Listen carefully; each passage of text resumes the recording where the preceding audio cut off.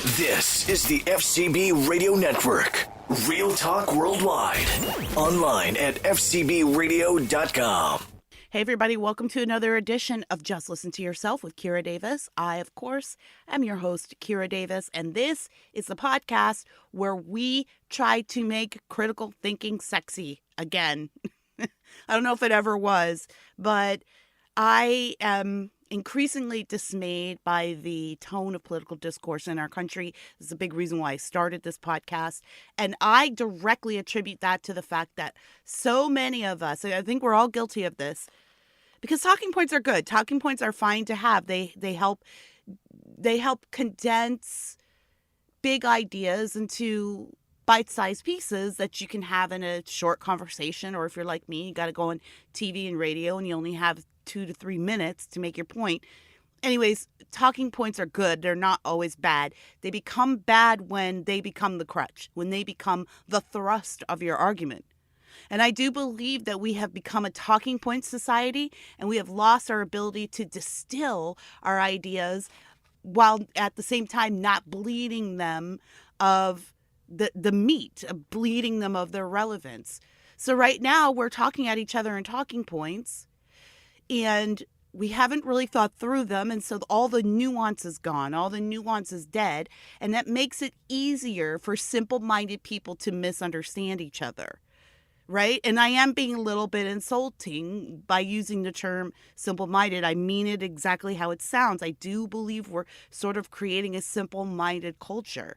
So nuanced ideas that have very practical applications and are perfectly reasonable for people to believe, nuanced ideas suddenly become threats, because talking at each other in talking points means that we're able to purposefully read into those talking points whatever we want. So, for instance, if the talking point is, I believe lower taxes are better for everybody, then simple-minded people will take that and do take that and will say, oh, what you're saying is you don't like poor people, and because your tax dollars go to support poor people, so you don't like poor people and you love rich people. You prefer rich people over poor people.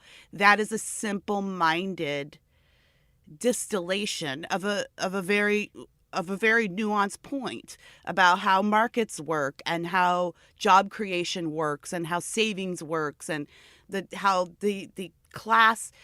our difference in classes, how they affect the American consumer and the American employer. I mean, there's just so much to go into it to make a decent argument about why lower taxes benefits everyone. But because we have become a society that's just used to talking points, we can't argue in good faith anymore. We're just being almost intentionally vague when we have these political conversations, and then they just get ginned up into sensationalism or something else that looks great on a soundbite, on a 15-second soundbite. I'm rambling now. The point is, we need to be thinking more, and I don't believe we are thinking enough, and that is what is making our political conversations so tense and so hateful these days. I think if we all took a step back to listen to ourselves once in a while, to listen to the things we're saying, not just that, to examine those things to see, well, maybe that isn't what I meant. That's the talking point I always use, but maybe it's not exactly what I meant. We can take a lot of heat out of these conversations by knowing what we believe, feeling confident in what we believe, and then extending that same confidence as a type of grace to your discussion partner. So anyway, welcome to the podcast. This subject that I've had on my board for a while, it's not the death penalty episode. This death penalty keeps getting pushed back. I put this one ahead of death penalty because, and you know what, I should just go ahead and record the death penalty and just release it this week as a bonus or something. I feel like I'm never going to get to it if I just don't put it out there. But because as I record this the day before the inauguration in Washington, D.C. of Joe Biden and Kamala Harris. And one of their platforms, and one of the things that they hope to achieve is to raise the federal minimum wage. So minimum wage is in the public lexicon these days. It's kind of in the public consciousness. We're talking about it. We're going to probably be talking about it and arguing about it for the next few months to years to come. I mean, Democrats have Congress for at least 2 years. I think it's very rare for one party to keep Congress for longer, especially when you have a president of the same party. Typically, Americans don't like one party rule, and so they do tend to flip Congress when, depending on which party is in there. Anyways, that's neither here nor there. I guess I'm just saying that the Dems have like 2 years to get this done, which is not a lot of time when it comes to Congress, because Congress moves very slowly. I know we always complain about the gridlock in Congress, but folks, let me tell you this. Congress is designed for gridlock. It's supposed to be gridlocked. It always irks me when people complain. I think people just feel, talk about talking points. I think this is another talking point. I think people just feel like if you say it, that makes you sort of a good person. Like, I hate all government. So they're, I'm above all this pettiness. Congress needs to work together to get stuff done. First of all, I don't think anybody who says that really means it. Most people don't mean I want my guys to work with the guys on the other side of the aisle. What they mean is, like, I want them to shut down those guys so that I can have what I think is important run through Congress or whatever. So typically we don't even mean that, I don't believe. But there's a lot of people out there who will say it, and I think they believe it makes them sound informed, or you can sound like a good person. Why can't we all just get along? But no, this is a part of a larger issue, which I will discuss, I promise, on this show, probably as a bonus episode over at Davis Nation. You can go to davisnation.locals.com and find our little community over there. A two-party system. So I know there's a lot of Americans who say they hate the two-party system. I actually think the two-party system is superior and necessary. And so I'm going to explain why on another episode. But now I'm digressing from my digression. So welcome to the wonderful mind of Kira Davis, everybody. But getting back to Congress, why Congress is gridlocked, it's designed that way. Our founding fathers didn't think it should be easy to pass laws which affect the lives of Americans. We had the Constitution that should have been good enough. It should be enough, really. But sure, times change and things change, and we've had to rein in human nature with further lawmaking, and that's something that happens all across the world, right? All over time. That's not an American thing. But the founding fathers did make sure that we had constructed a system in which it wouldn't be very simple to pass laws over the fine citizens of this country.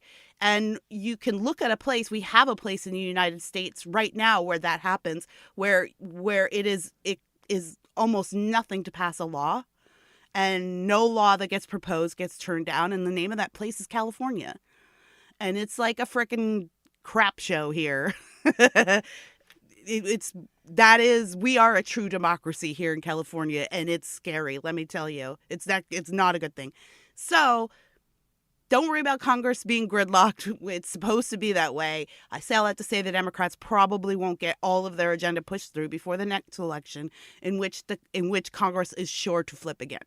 But minimum wage is definitely on the docket. It's definitely going to be in the public conversation. And you have the state minimum wage. Some states are higher than others. I think here in California, our minimum wage is $13, or it's supposed to be going up to $13, $15 in some cities. And I believe Harris and Biden have floated like a $15 minimum wage, federally speaking. So let's talk about minimum wage. I've got a list of reasons. I just went online and looked. I just wanted to imagine some talking points that come up, and found a list, and they're all the talking points that I pretty much was going to say on my own. Anyways. Oh, and by the way, we've got a letter that I'm going to read to you at the end. I didn't want to save this. This letter was actually asking for some advice, so I didn't want to save this for a listener response.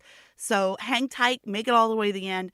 And then I've got a letter from a very interesting letter from a listener who wanted their identity to remain private, but I thought that the situation was really interesting, and I'd be interested to hear what you guys have to say about it, what your opinion is on the issue, and of course I shall render mine. But getting back to the minimum wage issue, why should we raise the minimum wage, and is raising the minimum wage a good idea?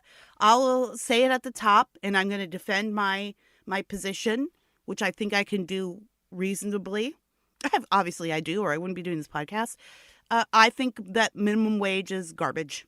And I think that it's one of those ideas that sounds good in theory and is always a disaster in application. And I believe that it is a policy that has its roots in pricing certain segments of our society out of the employment market. And probably some of you might want to go back and listen to my episode on unions, because I actually did talk about this issue too, about how a lot of these federal minimums, things like this, were actually created with the idea of pricing Black people out of the market, of whatever market, like for electricians or construction workers. We were doing a lot of manual labor work. We still do have large percentages of our population who make their living in manual labor jobs.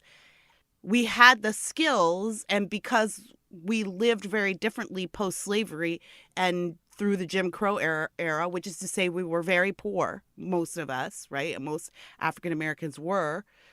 We were able to sustain ourselves on less.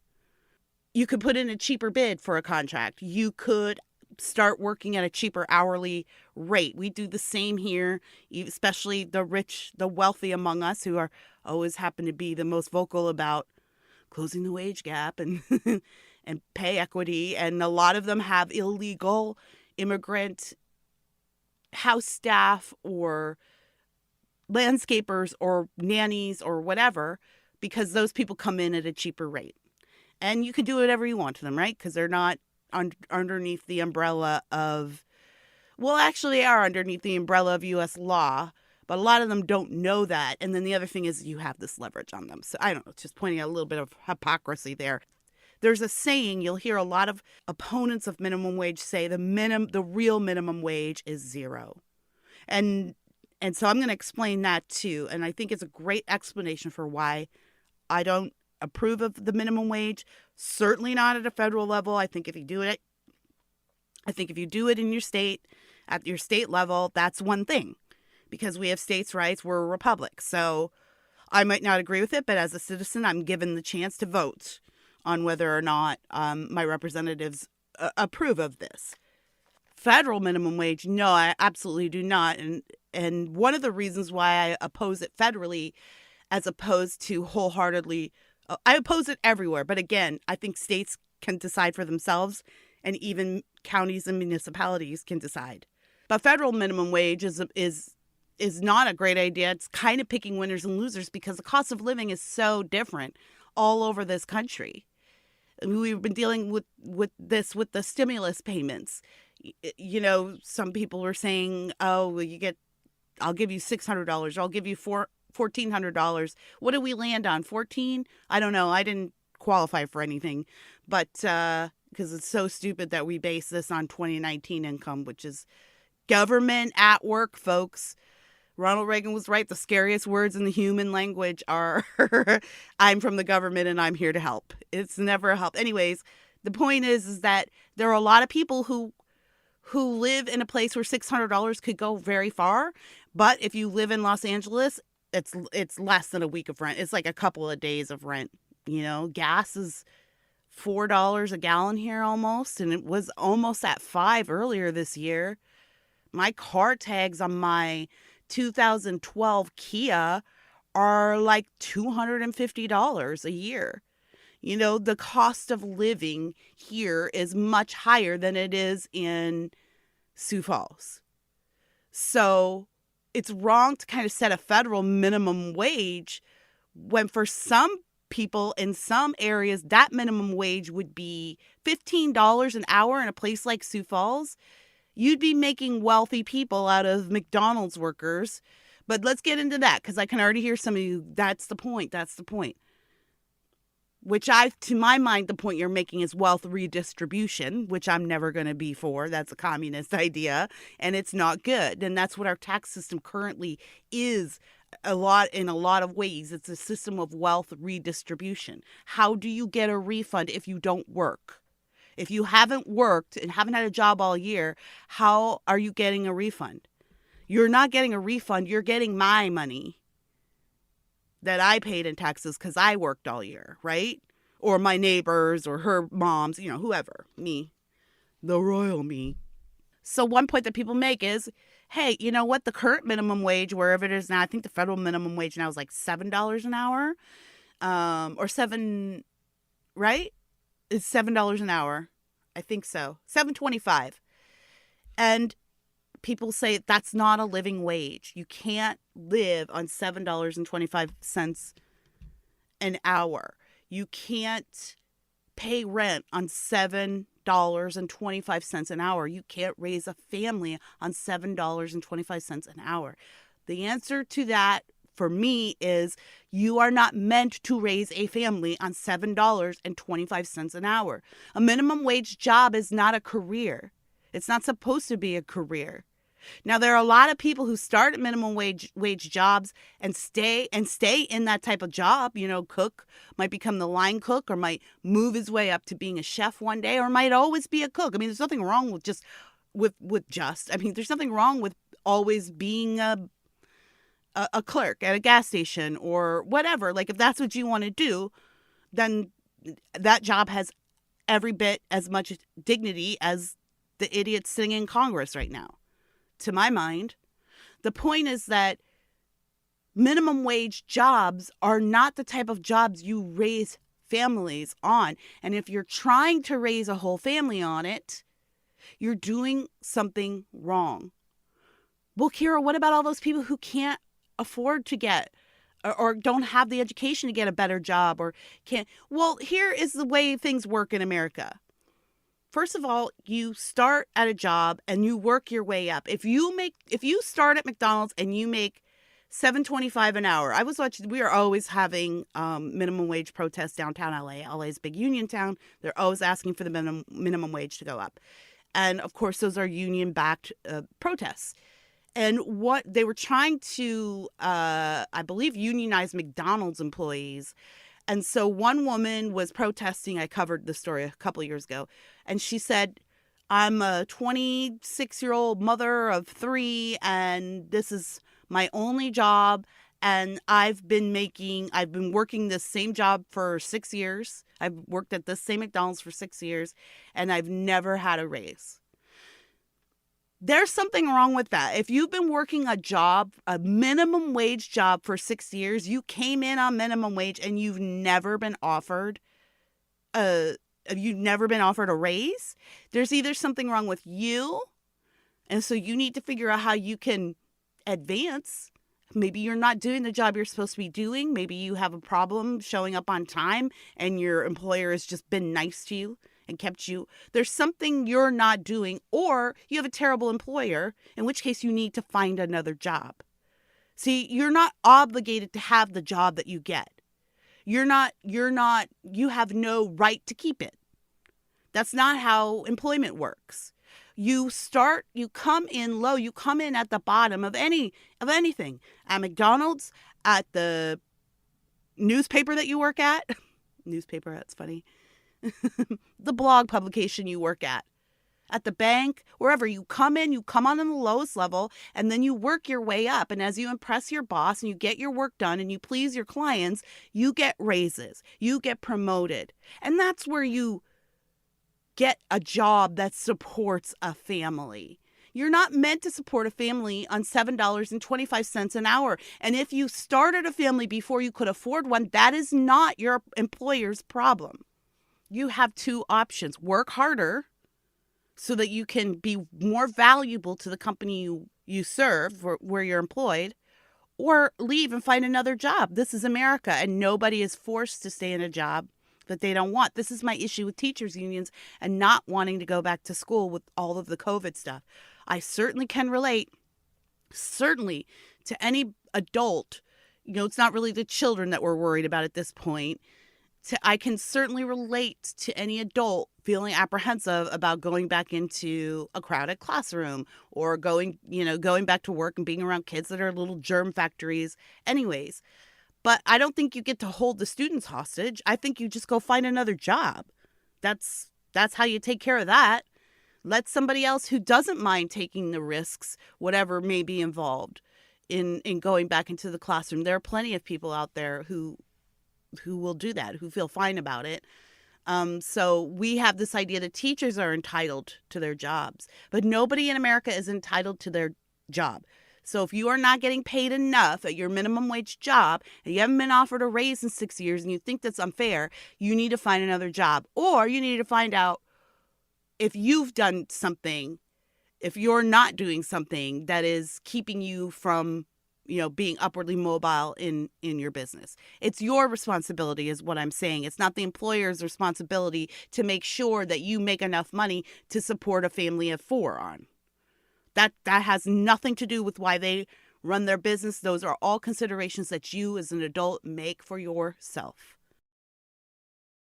Hi, my name is Sarah Lee, host of Marble Halls and Silver Screens with Sarah Lee, a podcast dedicated to exploring the connections, financial, ideological, political, and otherwise, between the Marble Halls of Washington, D.C. and the Silver Screens of Hollywood, California. I bring you the news unfiltered and with a perspective the mainstream press tends to ignore. So I do hope you'll check it out and enjoy the show.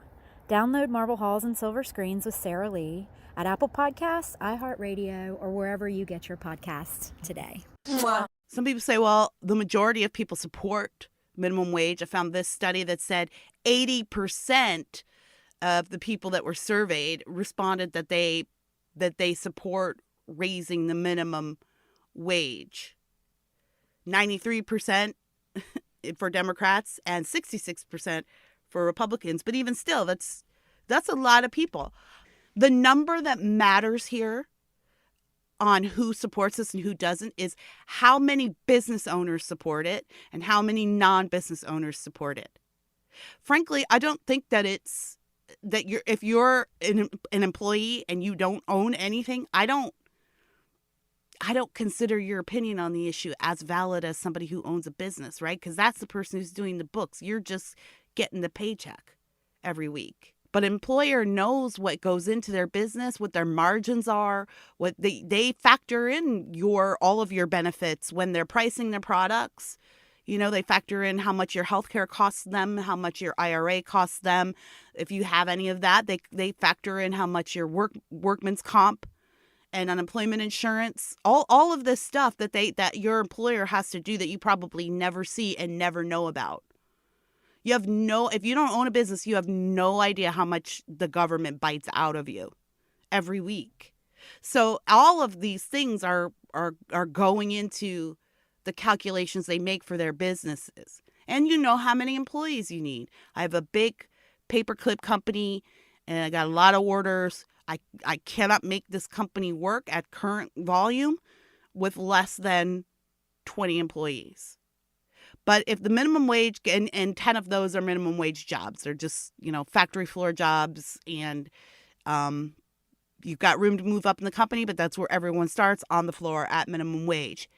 So then the government comes along and says, oh, we're forcing you to pay your employees more. We're forcing you to raise the minimum wage. And then what's the business owner to do? Well, I can't make this company work with less than 20 people. But I can't afford 20 people at these new rates. Somebody's going to have to go. And is it going to be the most experienced people at the top? Right? The people who are costing more, but who have more experience, who can get the job done faster, who have been there longer, and who are part of the company culture? Or is it going to be the newbies, the new minimum wage newbies working the factory floor? It's going to be them. That's what that term, the real minimum wage is zero. That's what that means. You can raise the minimum wage to $100 an hour, which, by the way, why don't you? When does it stop? Where does it stop? That's another thing. How do we know that this is the right minimum wage? Why not 50? Surely you could support a family of 4 on $50 an hour. Why not? Why do you ever ask why your politicians never consider raising it to that much? If everybody made that much, we could probably knock out poverty.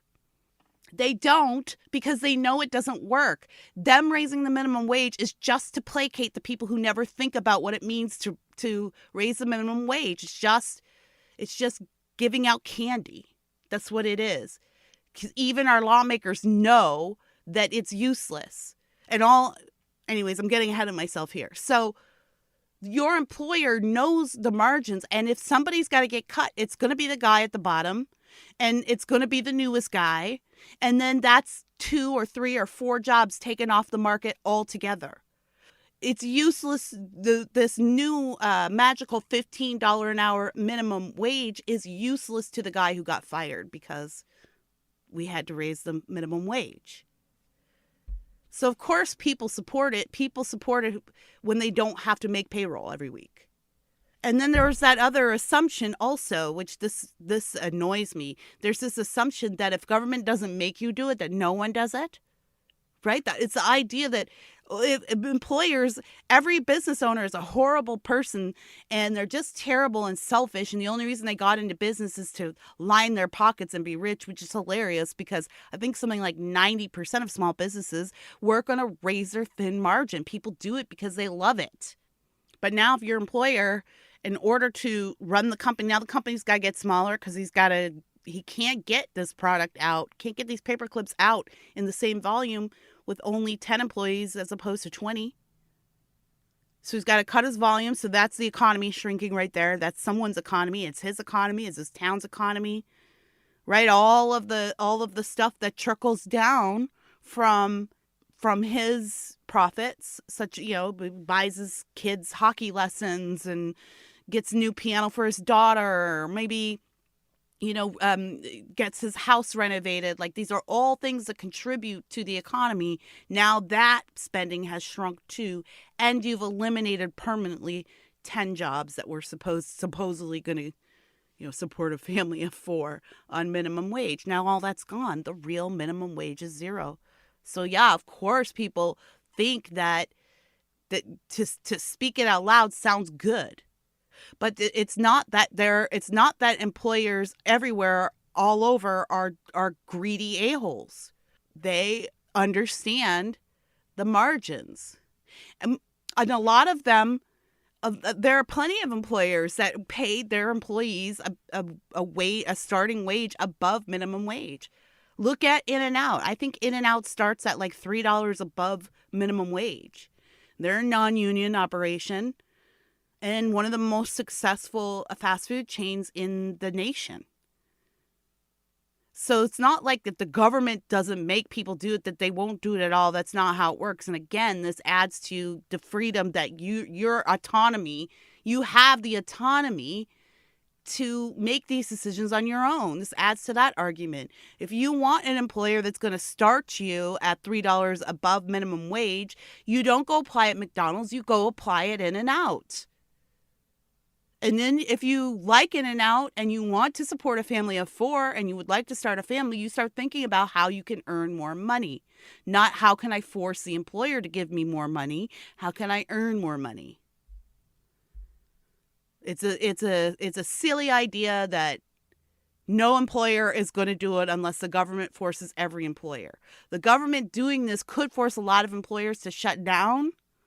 And they could have been the very employers who were more generous with their starting wages, but now they're gone. This list I was reading off of to get some talking points, it had this one talking point, said the U.S. can afford it. That's something that somebody who has no stake in anything says. The U.S. can afford it. Well, we can afford it. Like, money just grows on trees. And, it's just paper, right? So it literally grows on trees.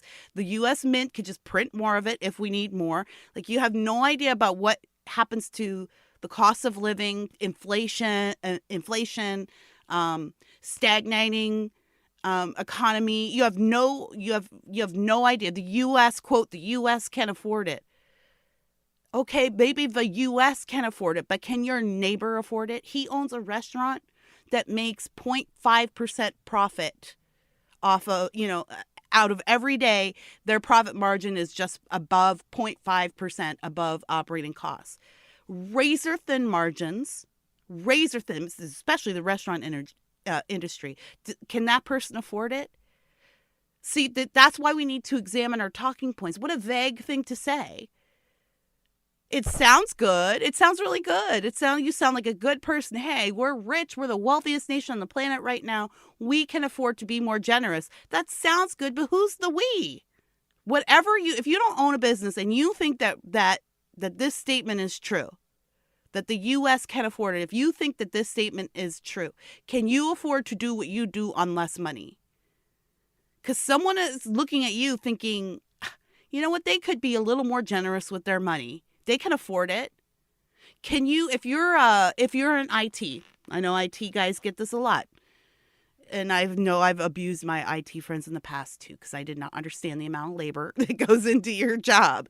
But if you're in IT and people say, well, just come fix my computer real quick. It's not going to cost you anything. Like, what's the big deal? It's a little bit of your time. Like, I'll give you $5 to do this. Like, what's your lowest price that you could do that for before you cannot do it for that amount of money because you have to eat too, right? It's fine. It's always fine when it's other people's money. So the U.S. can afford it. What does this mean? This is other people's money. Maybe the vague U.S. can afford it, but Bob and Sherry Smith, who own the grooming salon, the dog grooming salon down the street, they might not be able to afford it. Why do you get to make that decision for them and you don't own anything?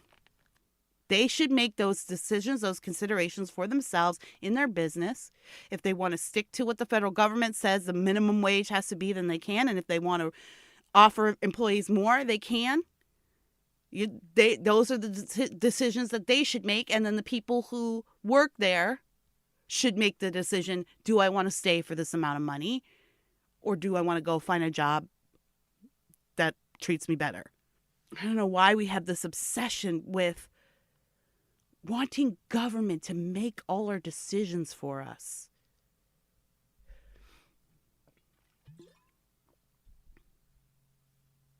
Number 4 says it would, on this list, the fourth talking point said it would stimulate the economy because more money in the hands of people. It's the same reason why some of us are getting another round of stimulus checks. It puts money in the hands of people, and then they go out and spend that money, and that stimulates the economy. But again, this is one of those talking points that has no basis in reality. It just sounds good, but if you dig into this, it falls apart almost immediately. It would stimulate the economy, but now I just explained to you why raising the minimum wage shrinks the economy, right? Because now you're cutting the profit margin of the business owner, which for some people might be exorbitant. If you're Jeff Bezos and you've managed to survive COVID and put every small business out of business, if you're Jeff Bezos, then the economy is expanding for you. But if you're Bob and Sherry, who always had the dream of opening the dog grooming salon, and your profit margins are very thin, and now you've got to cut jobs because the minimum wage has been raised higher than you are able to pay entry-level employees, your economy has just shrunk.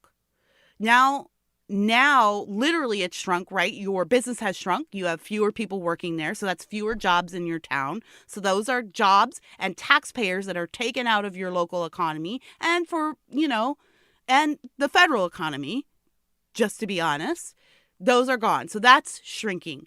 Again, the tangential things that Bob and Sherry do with their money, like piano lessons for the granddaughter, or a new dog bed for the dog, or maybe a new motorhome, or renovations to their roof, or instead of letting that leaky pipe go another 2 months unfixed, they finally can call the plumber because they have all of that is an expanding economy, and now they're shrinking it because their profit margins are lower and their business model is shrinking. And so they can't contribute to the economy, and the people who are making minimum wage aren't contributing the same level of activity to the economy. Because that's not how that works. This is why we all want to get rich, right? So we can buy better things and buy nicer things. So that's how that works. So it would stimulate the economy is just a thing that is said that is not thought about. Well, more people will have more money in their hands. No, they won't. Less people may have more money in their hands. But you've just automatically shrunken the shrinked the employment opportunities, because raising the minimum wage, and this is provable, this is a fact, this is not an opinion, raising the minimum wage shrinks the job market. Always has. And that was the purpose of the federal minimum wage in the beginning. The federal minimum wage was pushed by white-owned unions, white-backed unions, who hated to see, during Reconstruction, black laborers coming up from the South and underbidding them for jobs that those black people have previously been doing for free and their families had under slavery. And now they have these skills. They're highly trained, highly skilled, and they can come up and they can live on less and they can do the job for less. Federal minimum wage priced those people out of the market. Suddenly, when that minimum wage is higher, the cheapest laborer gets pushed out, because if you've got to pay all that money, then you want some people who are a little more formally trained. If you're going to have to pay all that money, I don't want a burger flipper with a high school degree. I want a burger flipper with a college degree. So that's how that works. No, it does not stimulate the economy. It has the opposite effect. On this list, which they count as a negative, the laws for minimum wage vary by state. Yeah. I just explained how life in California is way different than life in Sioux Falls, South Dakota. Even in parts of California, life is way different. If you live out in San Bernardino, inland in the desert, you're paying a lot less to live than if you're on the coast. But life in California, I'll tell you what, when we moved out of Gary, Indiana, we were homeowners. We had we were renovating it, but it was a gorgeous old 1920s brick home. It was 3,700 square feet. It had formerly been a crack house, but we bought it and kicked the crackheads out and started to restore it, and it was a beautiful home. It was a beautiful home worth $60,000 because it was in the hood. And when we left, we went from a mortgage that was $800 a month to renting a house that was half the size of that for 3 times the money. I think we went from $800 a month in mortgage to $3,200 in rent, to rent a house. I mean, you can imagine that we had some nasty tenants too who really did a number on us. So we thought we were doing a good thing and doing a rent to own thing with them, and then they got really weird and then tried to sue us for something and then abandoned the house, and it was a really stressful time. You can imagine what it was like to have to go from that monthly. So no, yeah, like, of course, minimum wage varies from state to state, because $7.25 an hour goes a lot further in Gary, Indiana than it does in Los Angeles, California. Absolutely. Again, another reason why I don't think the federal government should be picking winners and losers like this. If federal minimum wage goes up to $15 an hour, I mean, I guess imagine being in Gary, Indiana, starting at $15. That's what, like, educated people make. $15 an hour, because in a place like Gary, Indiana, that is a lot of money to start at. That's a lot of money. That's not... No, what a mess. Yes, it's supposed to vary from state to state, you moron. I can't believe somebody actually wrote those words down. Hi, my name is Sarah Lee, host of Marble Halls and Silver Screens with Sarah Lee, a podcast dedicated to exploring the connections, financial, ideological, political, and otherwise, between the Marble Halls of Washington, D.C. and the Silver Screens of Hollywood, California. I bring you the news unfiltered and with a perspective the mainstream press tends to ignore. So I do hope you'll check it out and enjoy the show.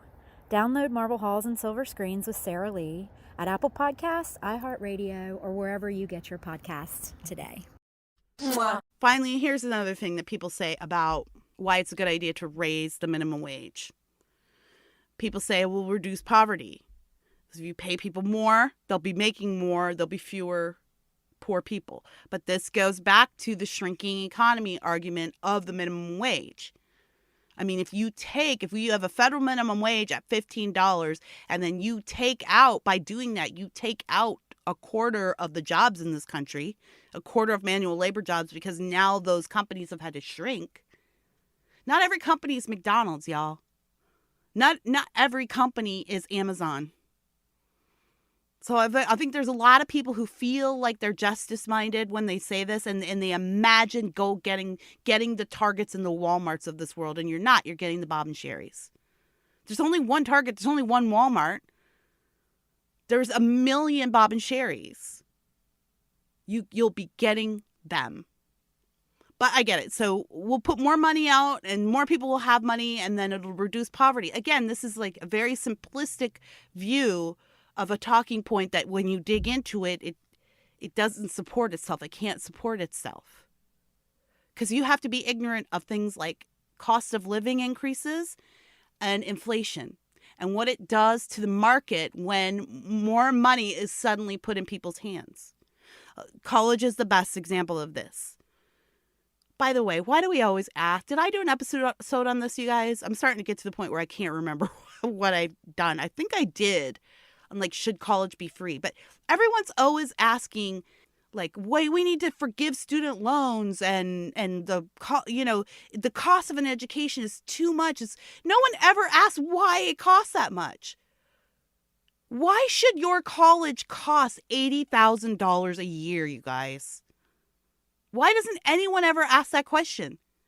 Yeah, we're asking the wrong questions about college, not how can we provide this for free to people, but why the hell does it cost so much? Well, one of the biggest reasons college costs so much is the more money government pours into college, the more college charges. So if college in Kentucky, there's a small college in Kentucky, let's say, and they pay or they charge $20,000 a year. That's the base tuition rate, $20,000 a year. And they know that of that $20,000 a year, every parent, regardless of their wealth status, is probably going to get access to $10,000 in student loans or whatever, scholarship money, whatever. So $20,000, great. Government comes out next year and says, we're increasing the amount of you can get for your grant or your student loans. So instead of you borrowing $10,000 a year, we're going to let you borrow $20,000 a year. So now that school to you, at least for the time being, will be like free. And does the school go, great, that's great for people, that's so wonderful? No, what the school says is, well, we know that parents will come up with $10,000 on their own and are perfectly capable of doing it. So we're going to raise it to $30,000. And that way they're still 10 grand in the hole. Right? We know that parents will, did I state this argument correctly? I'm getting a little tired now. We know that parents will make up that extra 10,000. They've proven it to us over the years that they will. And so now that the government's going to give them 20, we're going to raise our price to 30 because we know that they will come up with that extra 10,000. It's the best example of how inflation works and how when the government artificially puts a lot of money in the hands of people right away, it explodes the cost of living in a way that is almost impossible to recover from. And it just starts this ball rolling. So no, it doesn't reduce poverty. Every apartment building owner, hey, minimum wage is going up. We can raise rents now. People are making more money. Every store, minimum wage is going up. We can charge more money for bread. The city services like buses and trains. Hey, everyone's making more money now, including our own employees. So we can raise the price. It's not like you force all these people to get this certain wage and then everything else stays the same. And you've got more money now. No, everything else raises with it. Your life gets more expensive every time the government raises your taxes or raises minimum wage. That's the logical outcome of that. And again, it's a talking point and it sounds good, but when you dig into it, when you drill down into it, it's just something that sounds good. but the result is actually detrimental to the poor and detrimental to those who struggle. We were never made a minimum wage job. Kid, is this what you would tell your kids? Is this what you would tell an immigrant risking their lives to make it here to the United States to hopefully have a better life? Would you tell them, well, just all you're ever going to be is minimum wage worker, so we'll just make sure you get paid more for that? No, you would never tell your kid that. You would never discourage someone that you supposedly care about by just saying, well, you're never going to aspire to anything better than this, so we'll just have to make sure that the wage is something you can live on. No, it's a starting point. It's an entry point. For some people, that's all they want, and that's fine. If you're coming here from a place like Venezuela, which is currently in the depths of a huge government and financial crisis, then you know what? Your $7.25 an hour probably does feel just fine to you.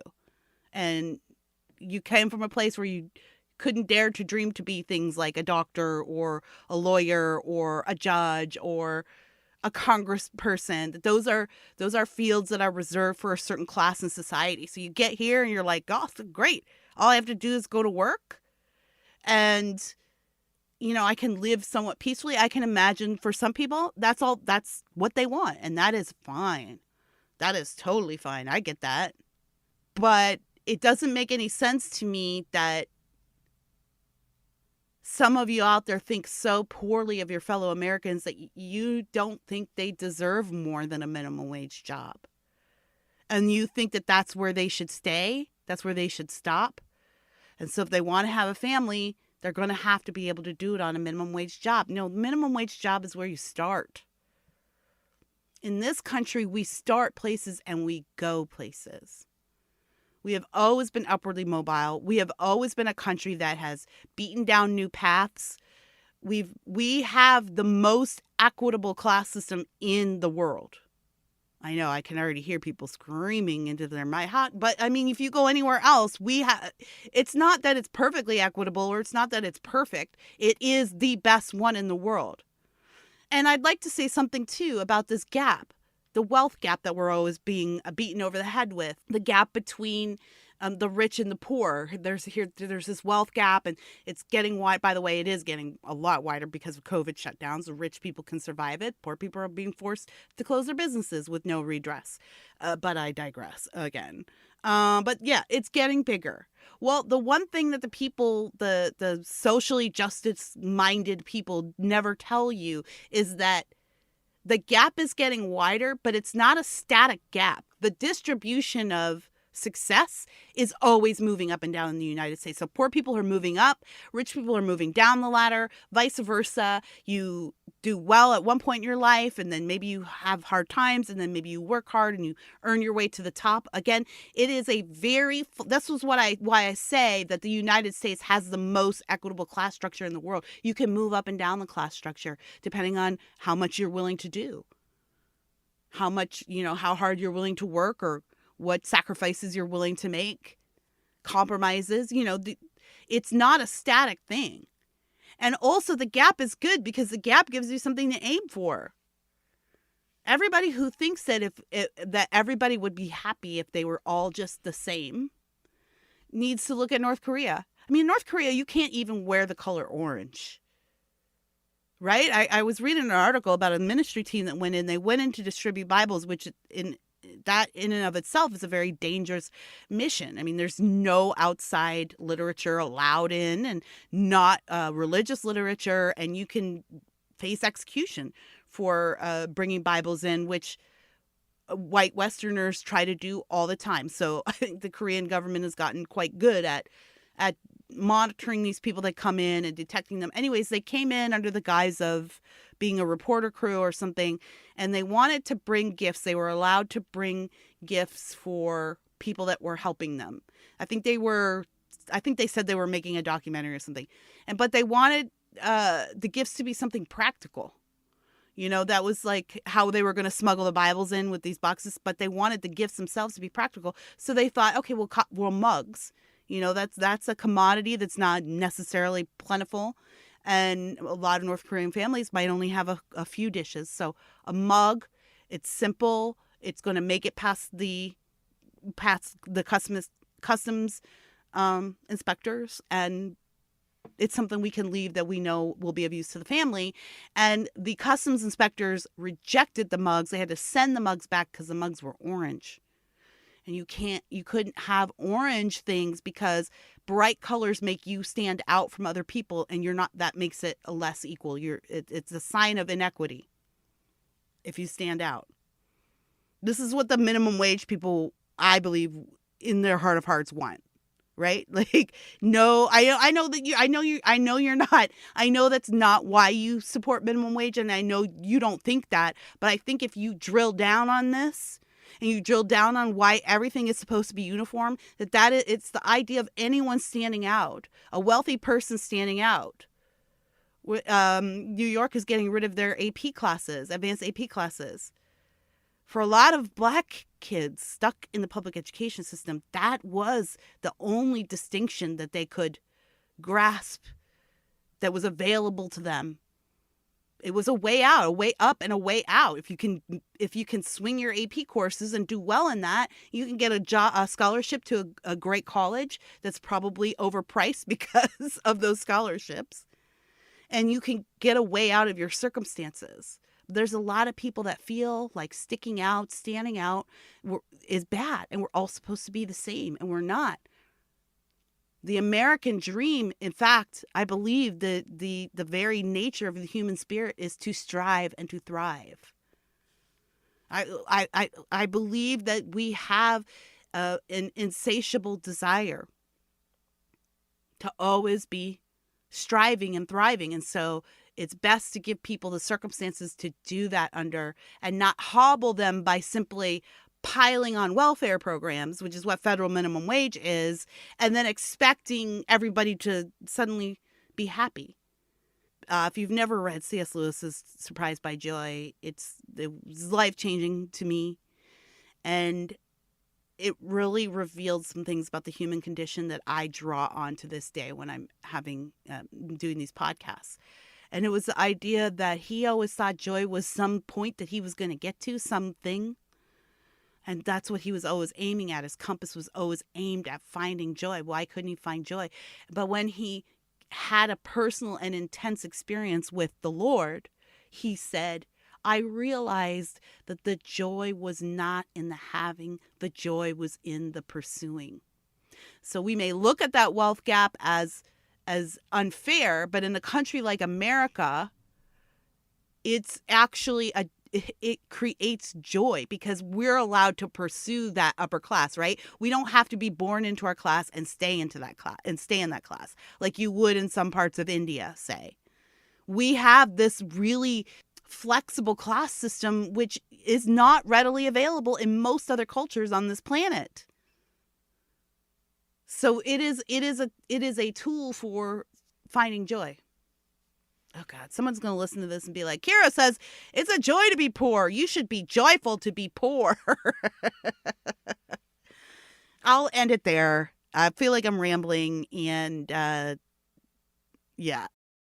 Hi, my name is Sarah Lee, host of Marble Halls and Silver Screens with Sarah Lee, a podcast dedicated to exploring the connections, financial, ideological, political, and otherwise, between the Marble Halls of Washington, D.C. and the Silver Screens of Hollywood, California. I bring you the news unfiltered and with a perspective the mainstream press tends to ignore. So I do hope you'll check it out and enjoy the show. Download Marble Halls and Silver Screens with Sarah Lee at Apple Podcasts, iHeartRadio, or wherever you get your podcasts today. Oh, before I do this letter too, I want to point out to everybody that we are continuing on with our Hallmark podcast. Amelia and I are. It's a Very Merry podcast, and we're still going to cut episodes throughout the year. It won't be a regular like through the Christmas season. I think we did like 2 a week.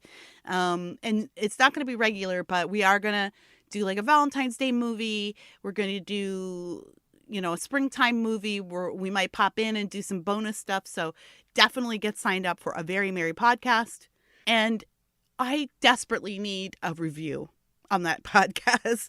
I need like a written review. If one of you out there would take the time to give us a rating, give us a good one, and I think you'll feel comfortable giving us a good one. It's a fun show. We have a lot of fun. And if you would write out a sentence or two, that would be so valuable. My producer is like, please tell people to write. It really helps with the algorithms. And as we know these days, we're all a slave to that damn algorithm in one way or another. So I appreciate your listens, and I appreciate it if you would take a moment and give us that gift. But let's read this letter. I don't want to give away too much about this author. So I'll just tell you that the person wrote this letter. I just because this letter is about this person's church, and so I don't want the church to be identified or anybody to be identified in the story. And it's not like a terrible story, but it's an issue you probably want to keep private. So this person wrote in a letter and said, "Dear Kira, I'm writing to ask your opinion and advice on something extremely relevant to your recent censorship episode. I'm a longtime listener of JLTY since you started the podcast, and I love it. It's a refreshing perspective, and while I don't always agree with everything, you have absolutely caused me to change my thoughts and the way I view certain things." That is, what a compliment that is. This person goes on to say, "I am involved in my church community, and an interesting thing has happened with our church publication. I am going to avoid using any names or specifics and just outline the situation to protect everyone's privacy. You likely guessed it, but we are a predominantly white Christian church organization. The editor of our monthly church magazine recently received a submission that contains the N-word. It was used in a historical context, and I think it's supposed to be an historical context with the and historical. I've never liked that. I've never known why the English language does this. A historical context sidebar referencing enizing. I can't say the word, so you get it. All right.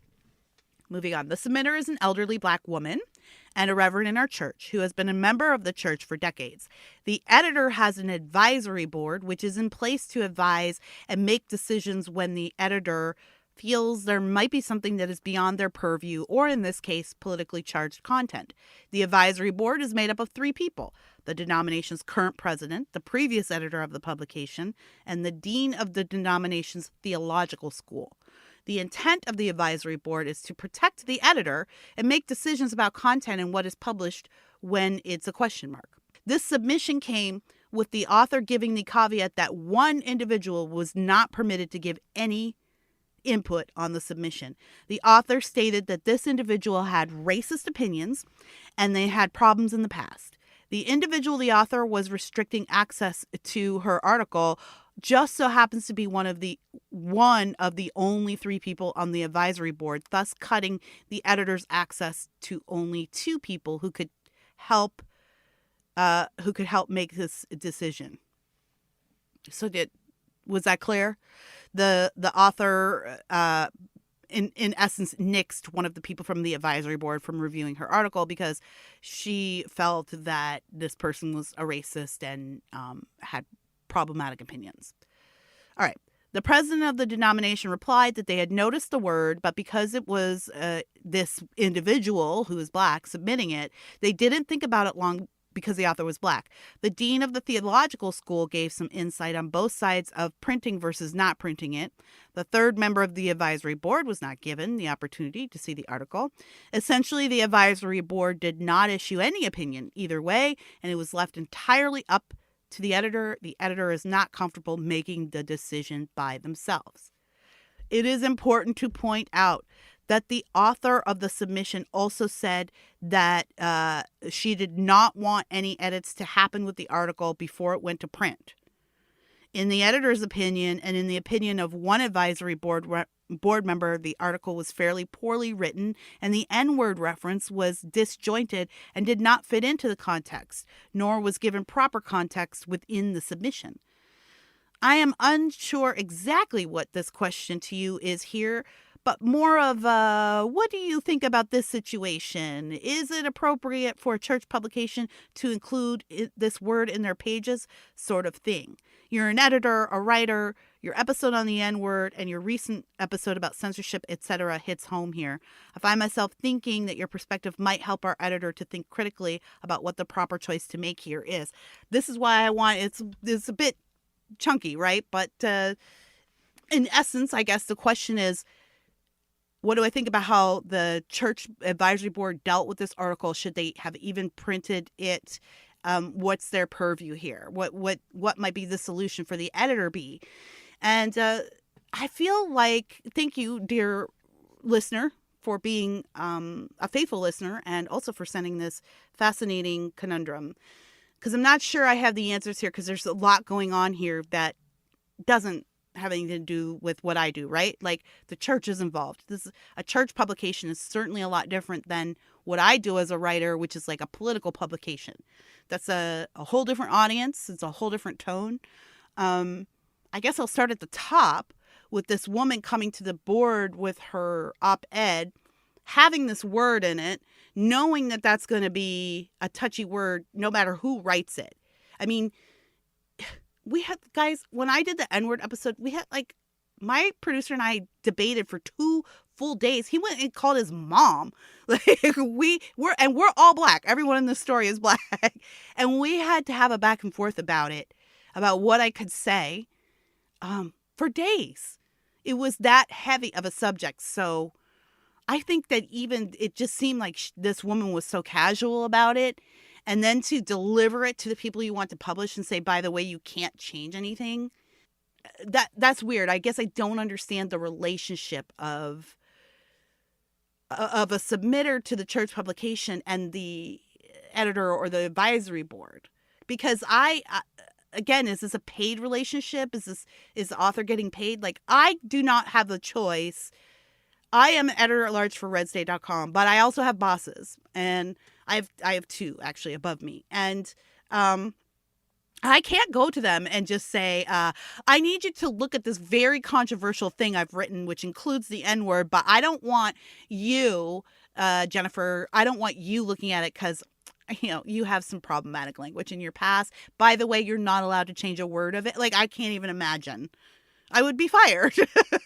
That's just, that would never happen. So that part's weird to me. I don't know how appropriate it was for her to do that. Maybe that's the culture there. Maybe it was fully appropriate. Maybe that's how it's been for other writers. I don't know. It doesn't sound right to me. I don't think a writer should be giving something to a publisher to publish and then telling them they can't change anything.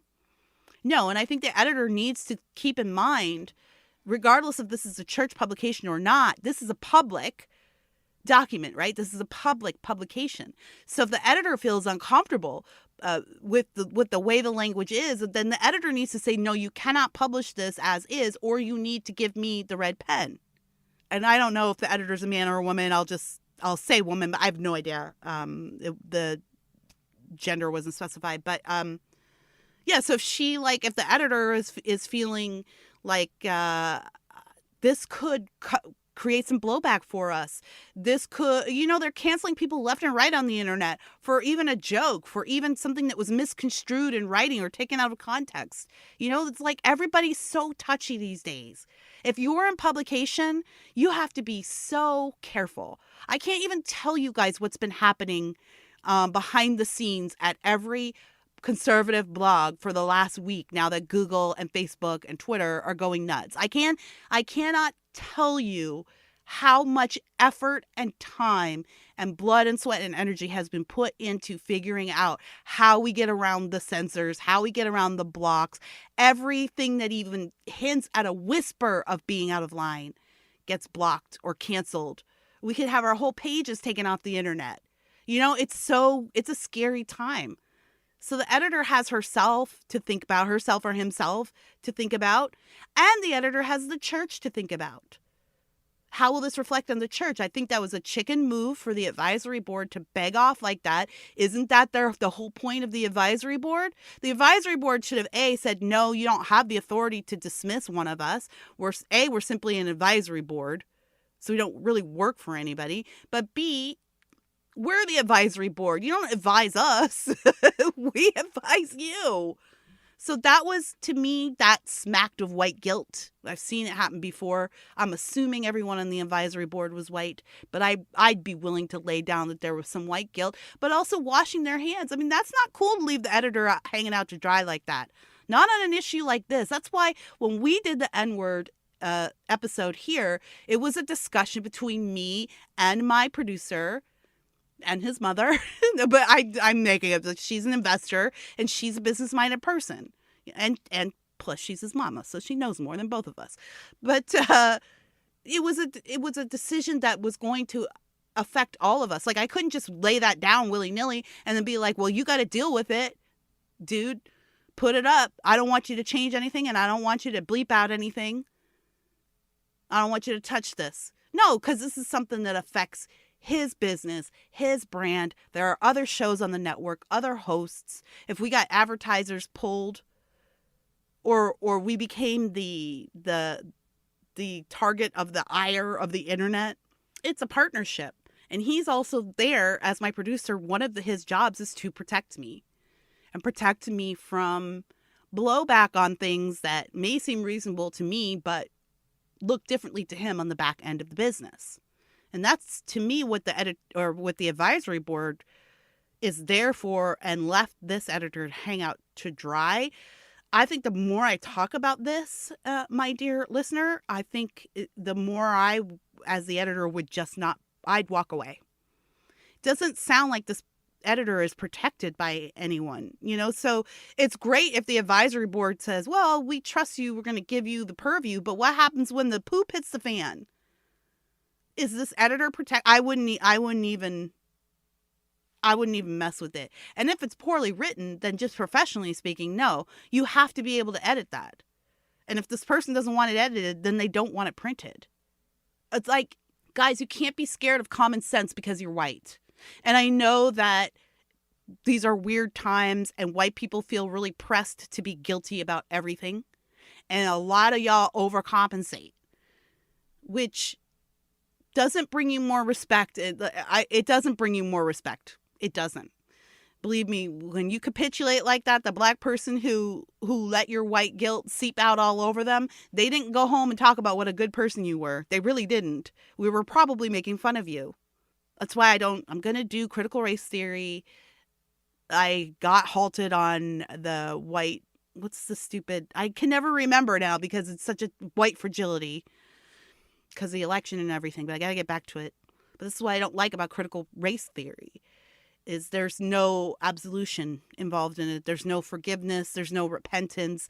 It has all of the tools of guilt in it, but none of the tools of bettering oneself, or none of the tools of healing. It's a horrific ideology, if you ask me, and I'm going to break it down. But it seems to me like in this situation, there were a lot of people who are making decisions out of fear and out of guilt. And decisions you make out of fear and guilt are never going to be good decisions. So if I was this editor, I would recognize that I have no protection, that probably this advisory board, if that column goes sideways, probably this advisory board is going to abandon you. They don't sound like the type of people that are going to have your back. I could be wrong because I don't know the people involved in this situation, and maybe I'm just reading it all wrong.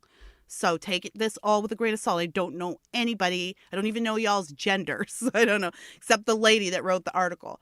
Yeah, I mean, I wouldn't risk that. If you can't even take a red pen to her piece and it's not written well, what's the church publication for? Is it for the public to entertain them? Is it for the church members to keep them apprised of what's going on in church? What is it representing?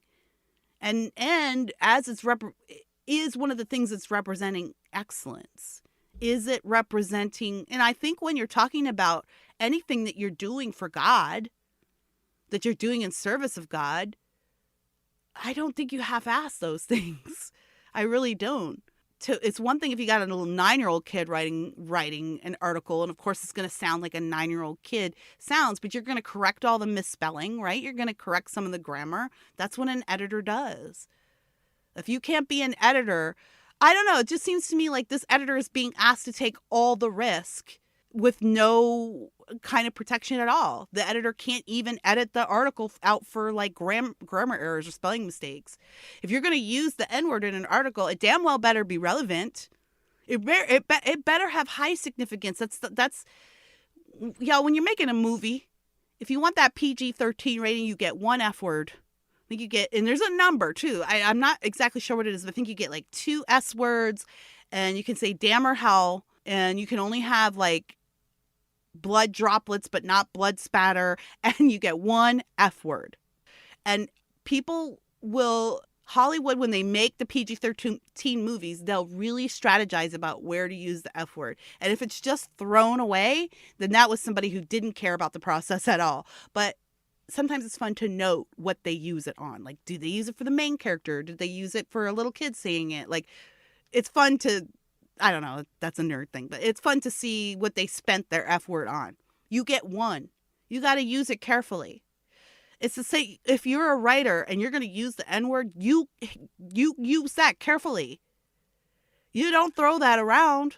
And you certainly don't tell the people above you that they don't have any right to question your work, edit your work, or advise you on your work to protect themselves in the least bit way. I don't know. I think that this editor should decline to publish the letter unless the editor is allowed to take the red pen to it, to clean it up, and to help this writer contextualize the N-word. If the writer feels strongly about it, great. Help them contextualize. And if you feel like this writer is being too indignant, causing too much of a fuss, accusing you of racism or bigotry or whatever, then just bow out, point them to the advisory board. Is that not what that board is there for? Bow out, say, I have no protection in this case. I have an opinion here that may be perceived as the wrong opinion by the other person involved in the situation, and I cannot risk my reputation or my career on that, on somebody being angry because they don't understand the ins and outs of this business, regardless of their race. So I'm going to remove myself from this situation, just like the advisory board removed themselves, and say, until I at least get some backup or some protection for the decisions I make, no, this letter isn't getting published. The N-word is a very heavy burden that must be wielded with great caution, and not just because you're mad or because you want to test somebody. It sounds to me like this lady threw up all kinds of tests, and everybody just backed off because they didn't want to make her mad, because then you're a bigot or a racist. And, I don't know. I actually feel sorry for white people when it comes to that stuff. I do. And I know a lot of black folks are rolling their eyes at me right now, like they deserve it. But no, I don't think they do.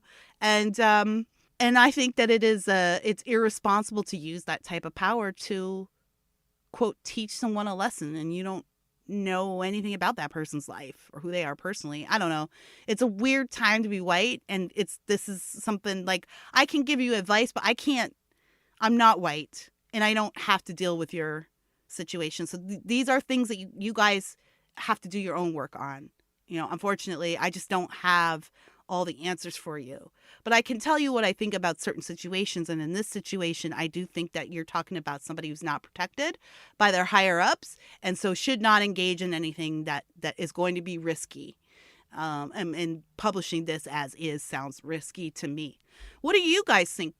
Write me. I got a new email address. It's Kira Davis at pm.me. That's a Proton mail address. So Kira Davis at pm.me. And please put in your subject line JLTY so that it stands out to me and I know to put it in my JLTY folder. And let me know, what do you think this editor should have done? Should this letter from this woman be published, this essay or whatever, in the church? It's just a lot going on here, right? There's the religious aspect, there's the kind of office drama aspect of it, and then there's a racial and political angle to it. It's a lot.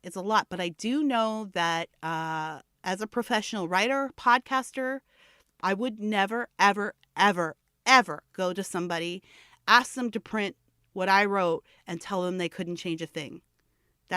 That's the quickest way to get fired off a job. All right, you guys, it's been great being with you all today. Hit me up over at Davis Nation, davisnation.locals.com. I'll be putting bonus episodes. I hope to get this out tomorrow for Inauguration Day in case some of y'all just aren't interested in watching what's going to be probably a really weird and bizarre inauguration. And then I'm going to actually release a bonus episode on Davis Nation on Inauguration Day as well, just for a treat. Just for you guys. It's like my Inauguration Day gift to you. So if you're happy about the inauguration tomorrow, you can come celebrate with some JLTY. And if you're sad about the inauguration day tomorrow, then you can drown your sorrows in some JLTY. It's like win-win. Win-win-win. All right, guys. I'll talk to you later. Until we meet again, don't forget, every once in a while, just stop and listen to yourself. The FCB Radio Network. First class broadcasting worldwide.